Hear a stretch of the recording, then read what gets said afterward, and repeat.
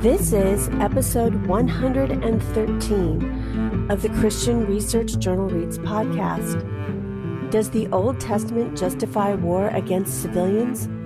By Matthew Flannagan. This article first appeared in the Practical Hermeneutics column of the print edition of the Christian Research Journal, Volume 38, Number 6, in 2015. The Christian Research Journal Reads podcast presents audio versions of Christian Research Journal articles. To read the full text of this article along with its documentation, please go to equip.org. That's EQUIP.org. Does the Old Testament justify war against civilians? This article is by Matthew Flannagan and is read by an automated voice. On 9/11, Islamic terrorists flew 2 planes into the World Trade Center, killing thousands of innocent people. Ostensibly, they did this because they believed God commanded them to do so. This event has invigorated a fear latent in the Western psyche since so-called wars of religion tore Europe apart in the 17th century, the fear of religious fanaticism, of people willing to murder hundreds in the name of God. The subsequent rise of groups such as ISIS and the resurgence of religiously motivated terrorism has done nothing to abate these fears. Some skeptics, exploiting the fears whipped up by such events, have argued that killing innocent people in this way is simply a logical outworking of faith in the God of Abraham, Isaac, and Jacob. Consider the following 2 infamous passages from the Old Testament. "And when the Lord your God has delivered them over to you and you have defeated them, then you must destroy them totally. Make no treaty with them and show them no mercy." Deuteronomy 7-2-3. All scripture references New International Version. However, in the cities of the nations the Lord your God is giving you as an inheritance, do not leave alive anything that breathes. Completely destroy them. Deuteronomy 20:16. Don't these passages mean that God endorses activities such as 9/11? Philosopher Raymond Bradley, for example, has argued they do. God apparently has no compunction about commanding the slaughter of persons who, in any ordinary sense of the words, are innocent of serious wrongdoing. These passages mean that God commands us to perform acts that violate the principle of non-combatant immunity. Emphasis added. Either one rejects the God revealed in Scripture, or one allies oneself with moral monsters such as Genghis Khan, Hitler, Stalin, and Pol Pot. Much could be said about this argument, but here I will focus on one point. Bradley's premise is that God commanded Israel in the time of Joshua to kill innocent human beings. The conclusion he draws is that God therefore commands us today to do these things and condones atrocities similar to those committed by Stalin, Pol Pot, and Genghis Khan. Consequently, his argument contains a suppressed premise, namely that whatever God is recorded as commanding someone to do in Scripture, he commands us to do today. This assumption is false. God commanded Abram to leave Ur of the Chaldees and Jonah to preach in Nineveh. It would be ridiculous to suppose that it is part of every Christian's duty to obey these commands. God is not in these passages commanding us to leave Ur or to preach to Nineveh. Similarly, in several places, God commands ancient Israel to perform actions that he does not command other nations to do. In Genesis 9, for example, God permitted the descendants of Noah and hence the Gentiles to eat any animal that lives and moves. Yet in Deuteronomy 14, he tells Israel that because he has chosen them to be his treasured possession, out of all the peoples on the face of the earth, they are to refrain from eating certain meats. They can, however, give it to an alien living in any of their towns, and he may eat it. These examples raise an important point. The mere fact that God commands someone to do something in Scripture does not mean he commands us to do it. Some commands recorded in Scripture are applications of universal commands to a particular context. Paul's commands to the Church of Corinth regarding divorce is an example.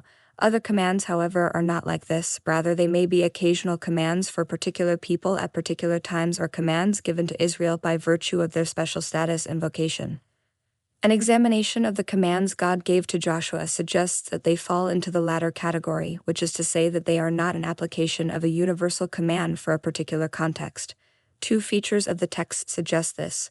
Command to Israel. First, the text presents the command to totally destroy the Canaanites as a command given to Israel in virtue of Israel's special covenant status.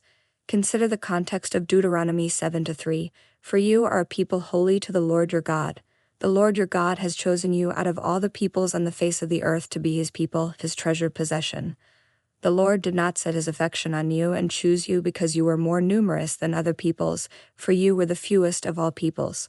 But it was because the Lord loved you and kept the oath he swore to your ancestors that he brought you out with a mighty hand and redeemed you from the land of slavery, from the power of Pharaoh king of Egypt. Verses 6-8. Here the command is linked to Israel's status as a nation chosen by God as his treasured possession, and based on specific historical covenants God made with the patriarchs. God did not choose other nations in this way or make this sort of covenant with other nations. In fact, as was the case in Genesis 9 regarding the food laws, Scripture affirms that God does not permit Gentiles to attack and kill innocent people. In the book of Amos, for example, God condemns Edom for engaging in aggressive warfare and condemns Amnon for killing women and children in war. So the command to kill the Canaanites is not presented as a command that is binding on all human beings. It is given to Israel by virtue of their particular covenant status and is simply inapplicable to modern nations. Occasional command. Second, not only is the command given to Israel, but it is presented in the text as a unique exception to the normal rules governing how Israel should engage in warfare. Consider the context of Deuteronomy 20:12-17. If they, the cities Israel is at war with, refuse to make peace and they engage you in battle, lay siege to that city. When the Lord your God delivers it into your hand, put to the sword all the men in it. As for the women, the children, the livestock, and everything else in the city, you may take these as plunder for yourselves. And you may use the plunder the Lord your God gives you from your enemies. This is how you are to treat all the cities that are at a distance from you and do not belong to the nations nearby. However, in the cities of the nations the Lord your God is giving you as an inheritance, do not leave alive anything that breathes. Completely destroy them, the Hittites, Amorites, Canaanites, Perizzites, Hivites, and Jebusites, as the Lord your God has commanded you. Verses 13 and 14 lay down rules governing warfare with nations that are at a distance, which are defined as cities that are not within the 7 Canaanite nations occupying the Promised Land. These rules contain the principle of non-combatant immunity. Only the men, which is to say that those who engage in the fighting, can be killed. Women and children are to be spared. Of course, once Israel had driven out the Canaanites, all nations would by definition be far away. Verses 13 and 14 therefore governed war outside the land of promise, and were meant to govern all war once Israel occupied the land. The command to totally destroy the Canaanites in verses 16 and 17 is explicitly stated to be an exception to this normal rule. The Hebrew particle rak, however, suggests an exception to what has gone before. Some translations, such as the New American Standard Bible, in fact render it with the word only. This exception is limited to the cities of the nations the Lord your God is giving you as an inheritance. Deuteronomy 20:16. Earlier in the Torah, God had prohibited Israel from conquering other neighboring nations, such as Moab, Ammon, and Edom. Deuteronomy 2-4, 9-19, 23-7, precisely because these nations did not live in the land God had given Israel. So the command is clearly phrased as an exception to the normal rules governing warfare that uphold non-combatant immunity. It is therefore patently false to claim that these texts command us to perform acts that violate the principle of non-combatant immunity. Nor are believers in Scripture required to ally themselves with Genghis Khan, Hitler, Stalin, and Pol Pot. Scripture affirms it is wrong to kill non-combatants in war. Joshua was permitted to do so only because God granted a special exemption to the normal rules. Christians believe he was so exempted because they have compelling scriptural evidence that he was. Nothing in Scripture provides them with any comparable reason, however, for thinking Pol Pot, Stalin, or Genghis Khan were commanded by God to do what they did. In fact, a believer in Scripture has theological reasons for thinking that such commands would not occur outside of the extremely unusual events recorded in salvation history.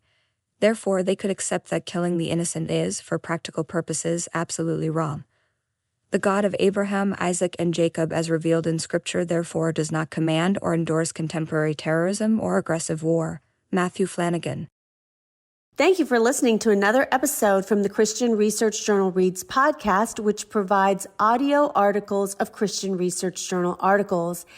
If you go to equip.org, you will find a brand new article for the Christian Research Journal published weekly. In addition, please subscribe to our other podcasts.